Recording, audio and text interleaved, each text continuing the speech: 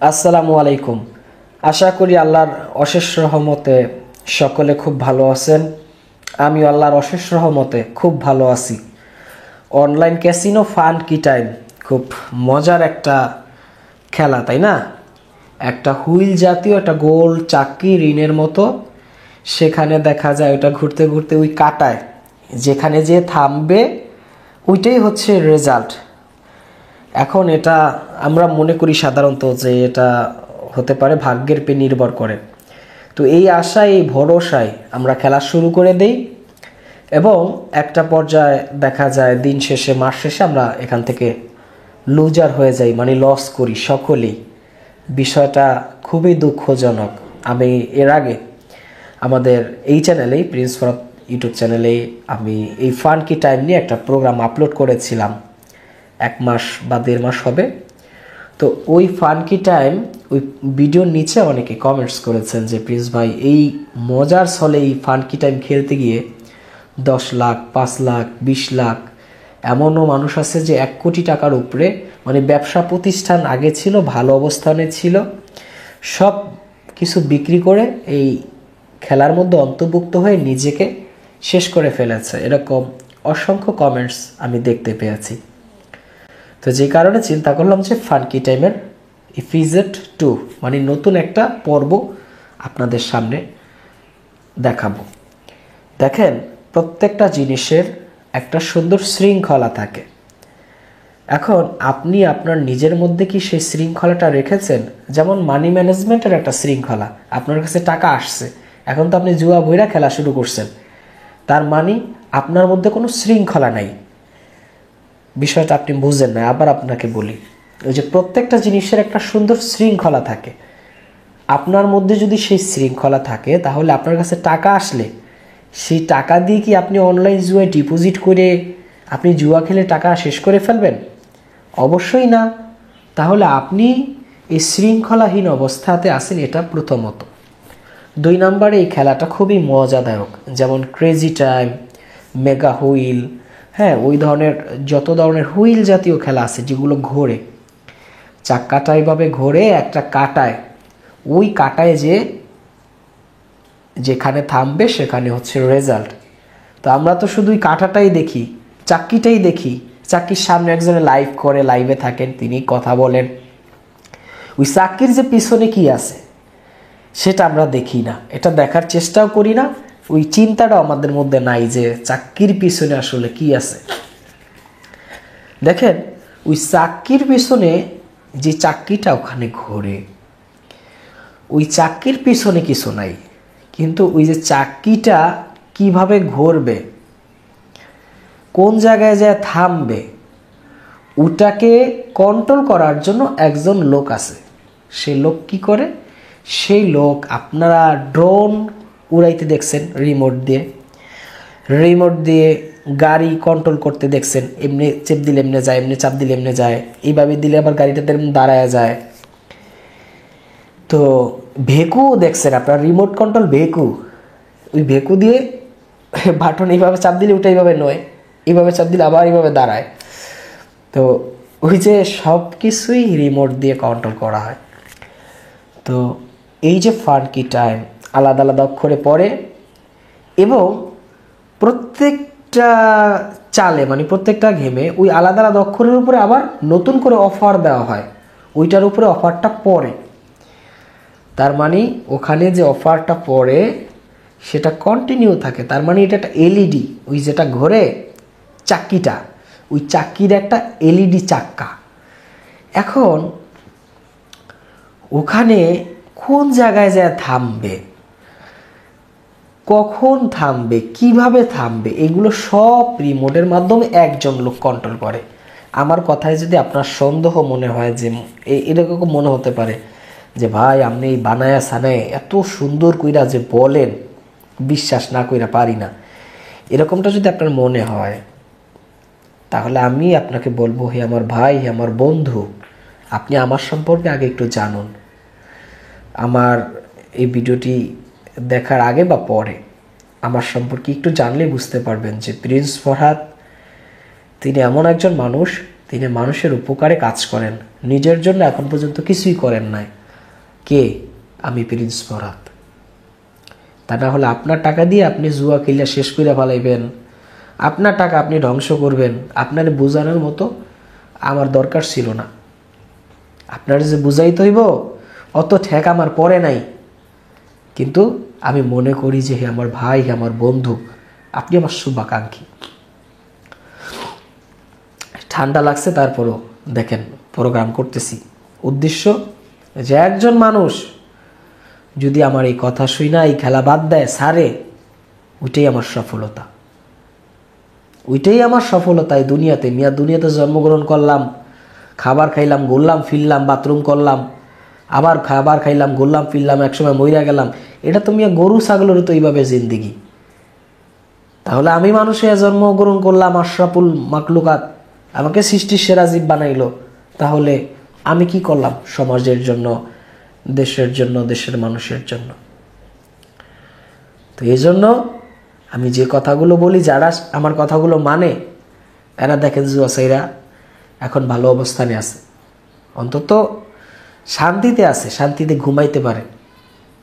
8,000-এর অধিক, আমাদের 2টা চ্যানেল মিলায়া 8,000-এর অধিক মানুষ এই জুয়া থেকে ফিরাইতে আমরা সক্ষম হয়েছি, আলহামদুলিল্লাহ। এর মধ্যে আবার কিছু লোক আছে যায় খেলে, সেই সংখ্যাটা আলাদা। আমরা সেই ধরনের সংখ্যা ছাড়াই 8,000 আমরা হিসাব করছি। তো এই ফান্কি টাইম, ওই কোন জায়গায় যাবে, কোন জায়গায় থামবে, কোন কাটাই করবে, কোনটায় পড়বে, এজন্য একজন লোক কাজ করে লাইভে, একজন লোক কাজ করে, আর একজন লোক কাজ করে আপনারা যখন বাজিগুলো ধরেন, সেই বাজিগুলো কোন কোটে কয় টাকা পড়লো সেটা খেয়াল রাখবে, এবং অফারগুলো কোনটায় কোনটায় অফার দিবে সেটা সেট করবে, এবং কোনটায় পড়বে সেটাকে নির্দেশন দেওয়া। কাকে নির্দেশন দেওয়া? ওই যে রিমোট কন্ট্রোলের মাধ্যমে কন্ট্রোল করে তাকে। এরপরে আপনারা যখন উইন হন, আপনার টাকাটা সাথে সাথে আপনার অ্যাকাউন্টে চলে যায়, একটু লেট করে না। এই সফটওয়্যারের মাধ্যমে এই টোটাল বিষয়কে সুন্দরভাবে, পরিকল্পিতভাবে নির্ণয় করা হয়। অথচ আপনি মনে করতেছেন যে এটা ভাগ্যের উপর নির্ভর করে। যদি এটা ভাগ্যের উপর নির্ভর করতো, ওই চাকাটা এইভাবে ঘুরান দিল, যেটায় যায় থামে, ওটাই যদি রেজাল্ট হইতো, দেখবেন যে অনেক সময় একটা কাটা পড়ছে পড়ছে পড়ছে ঠাস করে পড়ে অন্য কাটায়, আবার দেখবেন যে ওইটা পড়ছে পড়ছে পড়ছে ঠাস করে পড়ে আর একটা কাটায়। এগুলো কখনোই ভাগ্যের উপরে নির্ভর করে না আমার বন্ধু। যদি সেটাই করতো, অনেক মানুষ এই ফান্কি টাইম এটা খেলে শত শত কোটি টাকার মালিক হয়ে যেত। অসংখ্য মানুষ। সবার ভাগ্য কি খারাপ? এই পৃথিবীতে সবার ভাগ্য কি খারাপ? আমার মনে আছে ছোটবেলাতে আমরা একটা মেলায় গিয়েছিলাম আমার বড় ভাইয়ের সাথে। তো সেখানে মেলাতে লটারি বেচে, ওই লটারিগুলো হচ্ছে ওই সময় সম্ভবত 2 টাকায় লটারি কিনেছিলাম। তো ওখানে খেলনা দেয়, আপনি জিতবেন, ওখানে অনেক ধরনের খেলনা থাকে।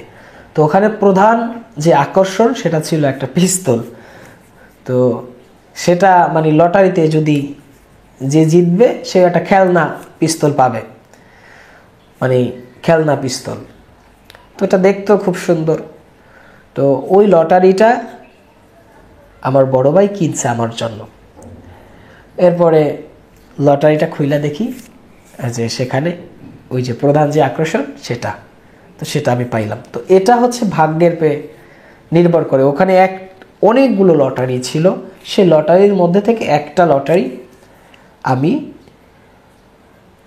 উঠাইছি এবং সেটাই ওই প্রধান আকর্ষণ যেটা ছিল সেটা পাইছি।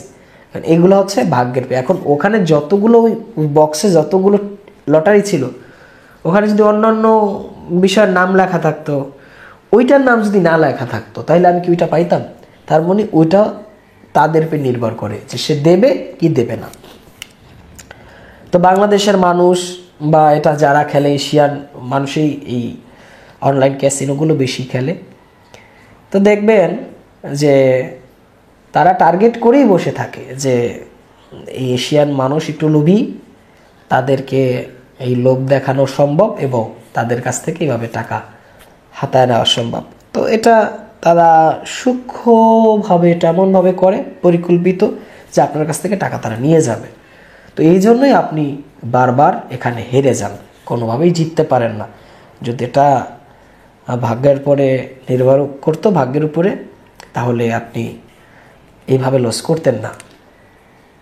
তাহলে এই যে কথাগুলো ধারা শুরু থেকে এখন পর্যন্ত আপনি কথাগুলো শুনতেছেন, আমি এটাই মনে করি।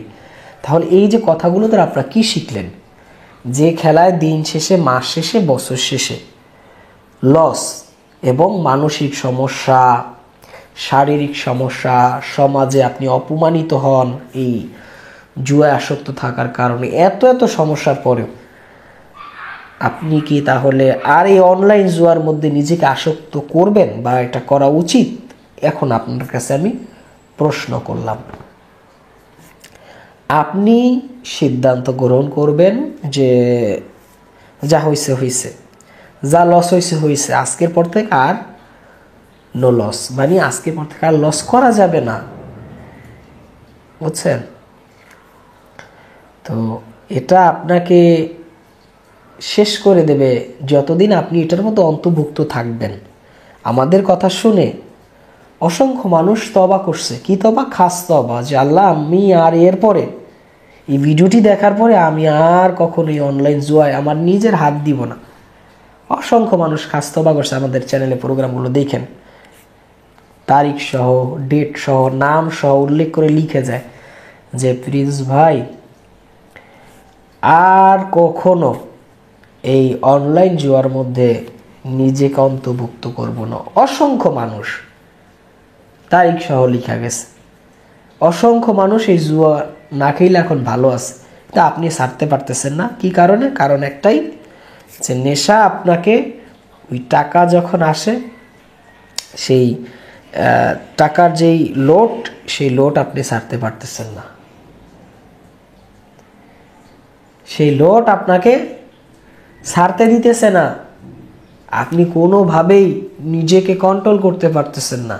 তাহলে নিজেকে যদি আপনি কন্ট্রোলই না করতে পারেন, তাহলে আপনি এখানে হেরে যাবেন, আপনার অর্থ সম্পদ সব চলে যাবে, এতে কোনো সন্দেহ নাই। তাহলে এখন কি করণীয়? এখন এটাই করণীয়, সমস্ত ধরনের অনলাইন জুয়া থেকে আজকে এই মুহূর্তে আপনাকে বিরত থাকতে হবে। আপনি জুয়া খেললেও আপনার একদিন মারা যাইতে হবে, আপনি জুয়া না খেললেও একদিন আপনাকে মারা যাইতে হবে। যেহেতু বন্ধু মারা যাইতেই হবে, এই পৃথিবী ছেড়ে যেহেতু চলে যাইতেই হবে, তাহলে কে গুনার কাজ করে আল্লাহর কাছে যাবে? তখন আমাদের কি উপায় হবে? তখন আমাদের কি জবাবটা আল্লাহ পাকের কাছে আমরা দিব? যে আল্লাহ, দুনিয়াতে বৈশা সকালে ঘুম থেকে উঠেই জুয়ার মোবাইল ধরছি, সেখানে জুয়া চলতেছিল, লস করে আবার খাবার দাবারও খাই নাই, কখন আজান দিছে, কখন নামাজের টাইম হয়ে যাইতেছে, কিছু খেয়াল নাই। গতকালকে একজনে কমেন্টস করছে যে প্রিন্স ভাই, এই জুয়া খেললে আজকে মা বাবার সাথে খারাপ ব্যবহার করলাম, খারাপ আচরণ করলাম, এই জুয়ায় ঠইগা। এক ভাই কমেন্টস করছে, আমি দেখা ভাই এত কষ্ট পাইছি। এগুলো তো প্রতিনিয়ত হচ্ছে। আজকে আর বলবো না, আজকে আর কিচ্ছু বলবো না। যদি আপনার মনে হয় যে খাস তওবা করা দরকার, তাহলে আপনি খাস তওবা কইরেন। আর যদি মনে হয় যে না, আমার কথা শুনবেন না, আপনি আপনার মতো খেলেন। তবে ধ্বংস হওয়ার আগে তোমাকে আমি সাবধান করে দিই বন্ধু, এর মধ্যে কোনো মানুষ শান্তি পায় নাই, কোনো মানুষ তৃপ্তি পায় নাই। আমাদের প্রোগ্রামগুলো যারা নিয়মিত দেখেন, চ্যানেলটি সাবস্ক্রাইব করে রাখছেন, সকলকে প্রিন্স ফরহাদ ইউটিউব চ্যানেলের পক্ষ থেকে ধন্যবাদ জানাচ্ছি এবং আজকের মতো এখানেই শেষ করবো। এতক্ষণ সাথে ছিলাম আমি প্রিন্স ফরহাদ। আখিরি দাওয়ানা আলহামদুলিল্লাহ ইল্লা বিল্লাহ। যারা নামাজ পড়েন না, নামাজ পড়ে নিন।